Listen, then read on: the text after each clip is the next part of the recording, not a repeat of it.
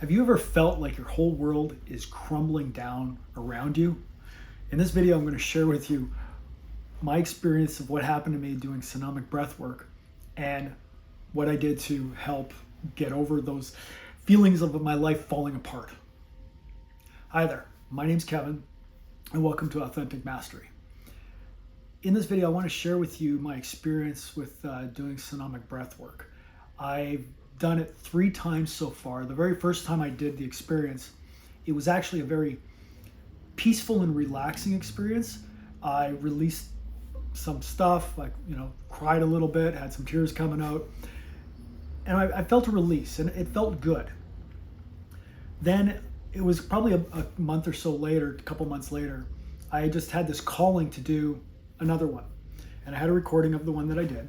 So as I did this breath work, I was going through it, and it felt like I was going through hell. Now, I know everybody's experience with doing somatic breathwork or shamanic breathwork, I'm not sure how exactly you pronounce it, but everybody's experience with this is different, and it depends on what needs to come out and release. My one I did, the second one that I did, was very intense for me. I was finding myself like shivering, like I was cold. My muscles were tensing up. I was like crying uncontrollably. I had so much rage and anger coming up and hurt, and all these things were coming through me. And I realized I had flashbacks to things I don't even remember. It was kind of like seeing like old family members that have passed away. And it's hard to describe the experience because it was so intense. But the thing is I realized that I was also releasing some, I guess you would call it generational trauma that was coming up. I had people in my family that have committed suicide. And I ended up feeling all their pain, all that suffering was coming through me and wanting to be released. And to be honest with you, that it took probably a good couple weeks I went through this, that I was just constantly just feeling the stuff releasing, feeling like I was in total despair and life had no meaning. I felt the trauma that I guess my family members went through, that they were experiencing when they ended up taking their own lives. And it was intense. Like it was like this intense thing of almost telling me that, you need to end it all. And I don't want to do that. I've got a great family. I love my boys. I love my family. I love my wife. It's like, I don't want to, disappear. But all that tension, all that hurt, anger, and despair was coming up. And it was a really intense experience. Like I woke up at like 3 o'clock in the morning, just feeling that despair. And what I ended up doing is I heard this voice in my head, just, sit with it. Sit with it and breathe through it. So what I did is I sat down, I closed my eyes, and I just wanted to see the pain. I wanted that fear, that hurt, that anger, I wanted to basically confront it, let it be seen. And as I closed my eyes and I was taking some deep, slow breaths to keep myself calm and relaxed, I tried looking at it. And the crazy part is when I tried looking at it, it just disappeared. It's like it wasn't there. Like it was like everything I was feeling that was so intense and painful didn't really exist. And that was a crazy part, because when I go to sit into these feelings and like let them be seen, let them be felt, let them be heard, I'm trying to connect with them, going, okay, what's going on? But as I do, I sat in this, it was like this void, this blackness, where there was nothing, yet it was everything. It was like, trying to articulate is really hard. It's like this vast openness of pure blackness that was just total peace. and serenity. It was like there was nothing there, but it was like that's where everything started from. And I felt at peace and good in that place. And that led me to realize that a lot of the stuff that comes up for us emotionally is from our minds. It's from our past experiences. It's ego-based. And at that point, my ego disappeared. I just felt totally at bliss. I felt totally at peace. It was comforting and relaxing. And as you go through these breath works and you start doing this stuff and you start aligning with your purpose and where you want to go in life, you start to see things falling off. Like all these things will start happening that seem to be negative. And what I've come to realize is none of it's real. We are here having a human experience. We're spiritual beings. And it's kind of like we're in this reality. And it's a very convincing reality. It seems very real. Everything that's around us, like, this chair I'm sitting in and all that kind of stuff. It's real, but when you sit back and think about it, it's all just energy. It's all just vibration. And that's what we are. And our thoughts that we're thinking, the emotions that we're feeling, they're there to help us and guide us. Good emotions make you feel fantastic, and that's showing you that you're in a vibration that is moving forward. What we classify as negative emotions is basically telling you you're off course, you're off path. And what I realized is when I was doing the breath work, after going through all that, is the trauma that my family members felt when they ended up taking their life, it didn't have to be. They felt stuck, and they were stuck in this human experience where they felt there was nothing left. I had nothing to live for. I couldn't go on. The pain was too great. But when you actually face that pain and you sit with it, you realize it doesn't really exist. It's an illusion. Although, like I said, it can be a very convincing illusion, but it doesn't really exist. You have a choice on how you want to feel.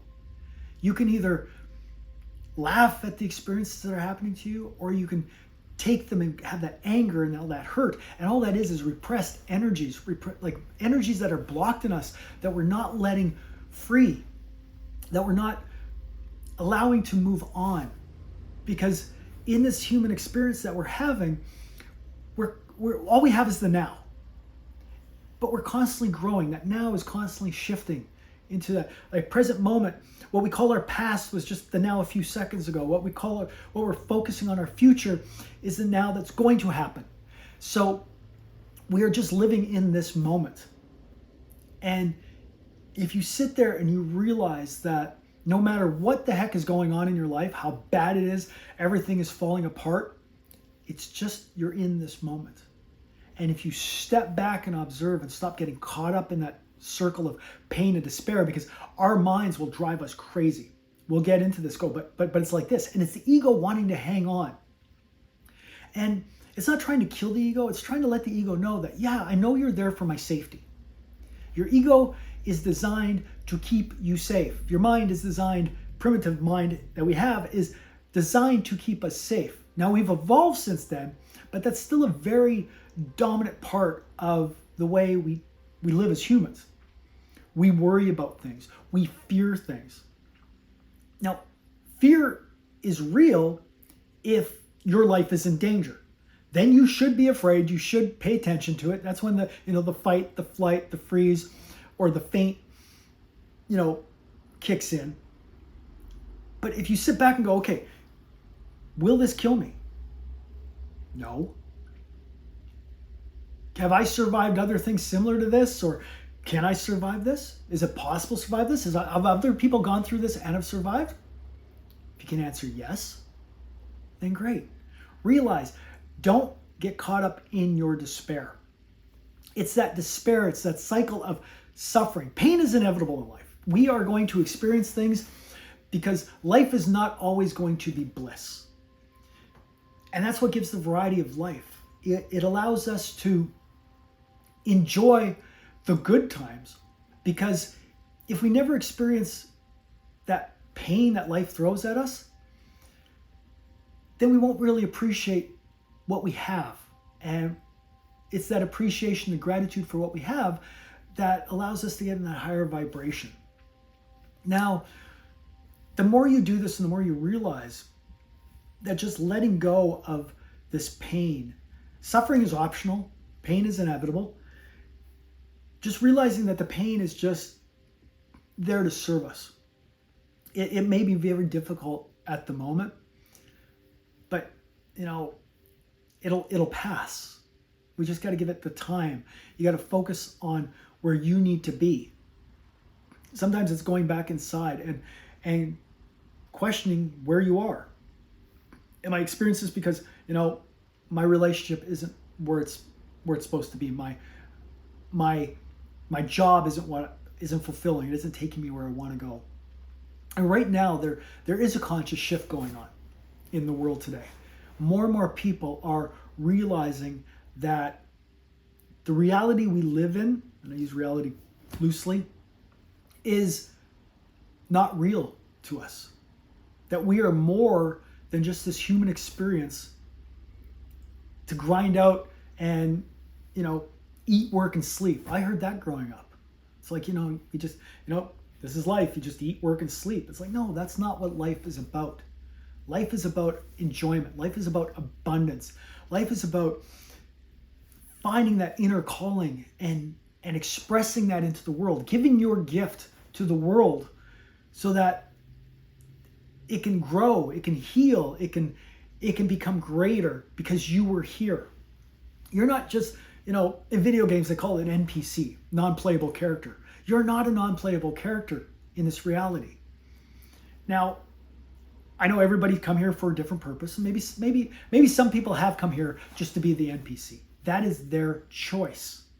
But at any moment they can make another choice and change that. They just need the awareness. And that's the biggest thing when it comes to the self-growth, the spiritual growth, is that awareness. And realizing you have the control over your life. You and the universe, your creator, God, whatever label you want to give to it, is there to help support you. It may feel like it's not, but again, that's just another illusion. That's the ego trying to keep you trapped in that safe space, because as soon as you break free from it, it feels like its job isn't needed. It's going to die. And look at it like this. Your ego is your amigo. It's not there to try to stop you. It's just there to try to protect you. And it's more or less coming from past experiences. A lot of that comes from our childhood.